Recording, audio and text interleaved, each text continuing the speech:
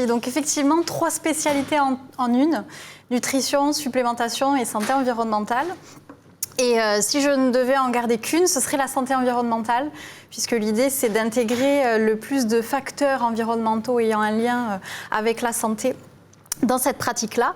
Et la santé environnementale, en fait, c'est intégrer par exemple des facteurs psychosociaux comportementaux, des facteurs physico-chimiques, mais on va aussi avoir tout le pôle des facteurs nutritionnels qui sont impliqués. Et dans cette nutrition, il y a la branche de la supplémentation. Donc la supplémentation, c'est vraiment une discipline intégrée à la nutrition, c'est le prolongement de l'assiette. Et je vais du coup vous évoquer cette utilisation des compléments alimentaires qui peut être aussi une solution complémentaire. Dans tous les cas, il faut être méthodologique. L'accompagnement sera individualisé, objectivé. Je vais insister là-dessus plusieurs fois. Il y a vraiment cette notion d'approche multifactorielle, donc il faut les connaître, tous ces facteurs ayant un impact. Et on va se classer dans les interventions non médicamenteuses complémentaires à la médecine conventionnelle. Alors la question qui peut se poser, c'est quand consulter. Alors on peut penser à toute patiente qui a eu un diagnostic médical, et même avant cela, puisque l'objectif, c'est vraiment une optimisation des facteurs alimentaires et environnementaux. On peut être vraiment dans des actions de prévention des complications. On peut y mettre aussi l'éducation thérapeutique qu'on a évoquée plus haut. Mais l'idée, c'est vraiment d'être dans une promotion de la santé et pas juste un accompagnement de la maladie. Voilà, et la nutrition a vraiment cette place très importante dans la promotion de la santé. Le deuxième niveau qu'on peut retrouver, ce sont les patientes insuffisamment soulagées où en plus de ce qu'on a dit dans le premier niveau, on peut aussi participer à améliorer la qualité de vie, puisqu'aujourd'hui, il peut y avoir des supplémentations ciblées qui donnent des pistes intéressantes. Je vais vous développer quelques éléments à ce sujet-là. Si on se pose un petit peu sur l'aspect de l'alimentation, et je prends l'exemple très précis de l'endométriose pour avoir des données factuelles. Donc on a la chance d'avoir quelques méta-analyses et revues systématiques sur le sujet, donc soit dans un but de réduction du risque de l'endométriose ou d'accompagnement de patientes souffrant de douleurs de l'endométriose. Il y a un modèle alimentaire qui revient toujours et qui est le plus appuyé, c'est l'alimentation saine, donc la typologie méditerranéenne ou la typologie prudent-sain, qui est assez similaire. La première vigilance sur laquelle j'attire l'attention, c'est de ne pas tomber dans le piège des alimentations restrictives qui ont aujourd'hui beaucoup de présence via la presse, les réseaux sociaux, etc.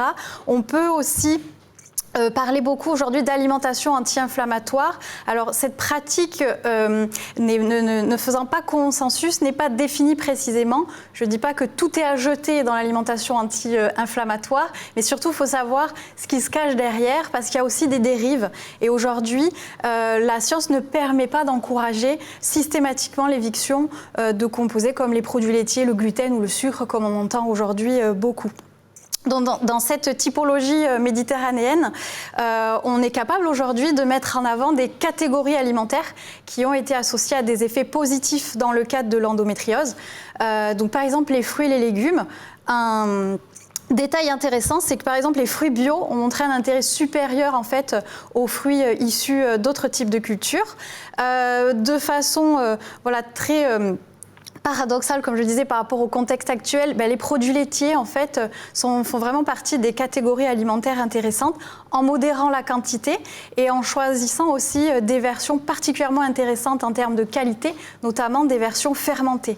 On positionne aussi, par exemple, les acides gras, la place des acides gras monoinsaturés avec l'huile d'olive par exemple, la consommation d'oméga 3 à longue chaîne de type EPA, DHA qu'on peut par exemple consommer dans les petits poissons gras. Et il y a aussi une émergence sur la notion d'une alimentation riche en protéines. Alors ça ne veut pas dire hyper protéinée, c'est juste être dans la fourchette de consommation plus haute de l'apport énergétique total dans le modèle alimentaire global et associer des composants comme les légumineuses, les œufs, le poisson, la volaille ou encore les céréales raffinées. Sur l'autre penchant, Il y a effectivement des aliments à limiter qui ont été associés à une augmentation des risques ou des douleurs de l'endométriose. On retrouve la viande rouge. Alors ça ne veut pas dire qu'on doit l'enlever, hein, c'est vraiment juste une quantification à prendre en compte. Beaucoup plus embêtant, la viande transformée, on entend par là la charcuterie. On a vu aussi des choses un petit peu plus négatives dans les régimes riches en lipides. Donc là aussi, attention, parce que quand j'enlève les glucides de mon alimentation ou que je cherche à les réduire, eh bien, on peut avoir tendance à les remplacer, par exemple, par plus de lipides. Et même si c'est des bons lipides, ben, c'est des modèles alimentaires qui sont moins intéressants. On fait attention aussi, par exemple, aux graisses trans d'origine technologique qu'on ne retrouve que dans les aliments ultra transformés, notamment sous l'appellation des graisses hydrogénées. On a des associations négatives avec les graisses saturées, les céréales raffinées, les desserts raffinés, l'alcool et le modèle alimentaire de façon générale d'alimentation occidentale que l'on appelle la Western Diet. Alors ça, c'est vraiment le modèle de base pour un maximum de personnes, de patientes. Et il peut y avoir un deuxième niveau aussi d'accompagnement, notamment dans le contexte très précis où une hypersensibilité viscérale en fait a été diagnostiquée, puisqu'on a quelques molécules dans notre régime alimentaire qui sont aujourd'hui bien positionnés comme étant des facteurs d'amplification dans ce contexte-là. On a les résidus de pesticides, on a les composés néoformés, donc ces fameuses molécules qui se forment notamment dans les cuissons à haute température ou quand on utilise des mauvais gras de cuisson qui ne résistent pas à l'oxydation, ou encore des additifs spécifiques comme les polyols ou le glutamate monosodique. Donc il peut y avoir des petites adaptations comme ça, mais toujours, même dans l'hypersensibilité viscérale, dans le cadre d'une alimentation non restrictive. Et on peut encore une fois aller plus loin sur des accompagnements en lien avec des hypotrophies des muqueuses digestives, une intolérance à l'histamine ou encore le microbiote altéré où on peut avoir quelques approches nuancées. Si on a 3 conseils aujourd'hui à faire passer à un patient en alimentation, c'est de manger diversifié. Voilà, toutes les catégories alimentaires doivent être représentées. Alors peut-être on exclura la notion d'aliments ultra transformés. De manger du coup sans excès mais sans éviction non plus. Donc pour toutes ces catégories alimentaires, il y a en fait des repères de consommation qui sont là et qui sont calculés dans une dynamique de bénéfice-risque et qui prennent en compte le statut nutritionnel, mais aussi par exemple la contamination en certaines substances physico-chimiques qui peuvent être négatives, qui sont issues de l'environnement. Et on peut aussi favoriser des aliments de qualité et optimiser les modes de préparation. Voilà, toutes ces choses-là vont être hyper intéressantes et se faire accompagner parce que c'est facile de dire ce qu'il faut mettre dans son assiette, mais le comment on y arrive et la personnalisation, eh bien, elle est vraiment propre à un accompagnement. Et quelques mots sur la pratique de la supplémentation et donc l'utilisation des compléments alimentaires. Ici aussi, elle ne peut avoir de place que dans une dynamique de personnalisation. Si je prends encore une fois l'exemple de l'endométriose, on l'a vu tout au long de la journée, on a des anomalies sur les circuits douloureux qui sont différents d'un patient à un autre. Et si on travaille en supplémentation de façon très ciblée sur ces circuits, eh bien on n'a pas de protocole standardisé qui existe. On est obligé d'objectiver une supplémentation. Alors ça veut dire quoi, objectiver une supplémentation ?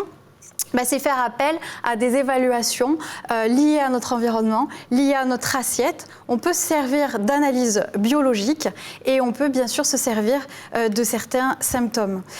Pour donner quelques exemples de supplémentation ciblée, par exemple, dans le cadre de l'endométriose et de ce qu'on appelle la nutrigénomique, c'est-à-dire d'utiliser certains composés nutritionnels qui sont impliqués dans l'expression de nos gènes et qui vont avoir un impact, par exemple, au niveau des facteurs physiopathologiques, neuro-immuno-endocrines. Il y a 2 composantes aujourd'hui qui sont bien établies dans l'endométriose. C'est le côté dysrégulation hormonale avec une dominance œstrogénique et le côté dysfonction du système immunitaire, pareil avec plusieurs voies cellulaires très précises décrites. Et bien rattaché à la nutrition et à la supplémentation, il y a une voie commune potentielle, c'est le schéma de méthylation. qu'on appelle le one carbon métabolisme, où par ses capacités de méthylation, on va avoir plusieurs pistes intéressantes de travail sur la métabolisation des œstrogènes, de l'histamine, la modulation du stress oxydatif cette optimisation du schéma de méthylation passe par des facteurs nutritionnels. Donc c'est par exemple s'intéresser à la B9, à la B12 ou à des molécules comme la choline. L'objectivation va encore une fois se faire soit par un statut biologique, soit par une enquête alimentaire et environnementale. Et le pilier, c'est l'assiette, on le répétera jamais assez. C'est aussi comprendre pourquoi le statut est par exemple déficitaire et s'il l'est, mettre en place une supplémentation ciblée. Donc on n'est pas dans potentiellement la B9, la B12, ça fait du bien et je mets directement une supplémentation. On la met en place si ça correspond finalement à ce que la patiente va avoir. Alors c'est vrai qu'on peut aussi tomber sur quelques petits essais, alors de faible niveau scientifique, mais ils existent, sur effectivement des supplémentations en vitamine D, en vitamine C, E ou en EPA, DHA. Et là encore une fois, alors c'est vrai que ça ouvre des pistes qui semblent être utiles dans le parcours de soins des patientes, mais le regard qu'on peut en avoir nuancé, c'est encore une fois d'objectiver ces supplémentations et de ne les mettre en place que si c'est pertinent, parce que tout le monde n'a pas besoin d'une supplémentation en vitamine C ou en EPA, DHA de poisson. On peut tout à fait les avoir en quantité optimisée dans l'assiette. Je montre aussi un dernier exemple de supplémentation ciblée. La diapo est longue, mais ça va être rapide. On a pas mal développé les schéma du coup douloureux depuis ce matin et en fait en supplémentation on peut se servir de ces données-là, c'est-à-dire effectivement on a un signal douloureux qui démarre et qui peut après effectivement partir vers des sensibilisations périphériques où on va retrouver les douleurs nociceptives, voire neuropathiques quand on est sur une atteinte lésionnelle, et puis il y a tout ce phénomène de sensibilisation centrale et de dysfonctionnement du contrôle de la douleur. Eh bien si on maîtrise la discipline de la supplémentation, que l'on prend en charge une patiente qui a subi un diagnostic précis et ciblé, que le professionnel qui maîtrise la supplémentation connaisse la physiopathologie de ces différents types de douleurs et soit capable de faire le lien entre des composés nutritionnels et les voies cellulaires précises de ces douleurs, eh bien en fait on peut faire des choix de supplémentation ciblés qui peuvent être intéressantes. Et je vous parle d'une supplémentation, par exemple, qui pourrait potentiellement s'avérer prometteuse parce qu'effectivement, plusieurs voies cellulaires sont intéressantes pour le soulagement des douleurs des femmes atteintes d'endométriose. C'est le PEA. C'est un amide d'acide gras qui a des propriétés endocannabinoïdes et par plusieurs voies cellulaires sur des voies d'inflammation liées aux interleukines, aux mastocytes, aux voies NF-κB ou même aux canaux TRP, voies très intéressantes dans les douleurs nociplastiques, eh bien on peut potentiellement essayer ce genre de supplémentation avec un dosage ciblé et surtout des modalités de prise d'au moins 2 mois avant d'en juger l'efficacité. Et mon dernier mot, c'est qu'on ne peut pas faire de supplémentation sans nutrition. Voilà, c'est vraiment hyper important d'intégrer cette discipline de la supplémentation dans l'assiette, voilà, qui restera le plus fondamental pour des effets durables.